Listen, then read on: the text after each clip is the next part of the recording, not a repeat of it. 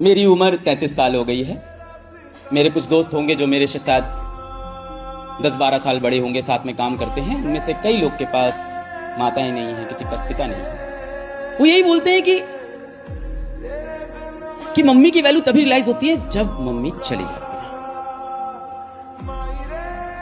सबसे बड़ा मिस्टेक हम सब ये करते हैं कि हम सोचते हैं कि एक दिन हम बड़ा आदमी बनेंगे, कुछ बहुत बड़ा करेंगे और अपनी माँ के लिए हम ये खरीदेंगे, अपनी माँ के लिए ये गाड़ी खरीद देंगे, अपनी माँ के लिए ये बंगला खरीद देंगे। अब पूछ तो लो मम्मी से, उनको बंगला चाहिए, गाड़ी चाहिए या आपका समय चाहिए। और क्या पता ये गाड़ी बंगला खरीदते खरीदते बहुत लेट हो जाए। हो जाती है, कई बार लेट हो जाती है। वो आपसे पैसा रुपया ये सब नहीं चाहते, आपका समय चाहते हैं। क्या आप 10 मिनट बैठ के उनसे बात कर लो। Once mother is gone, she is gone, you cannot bring her back.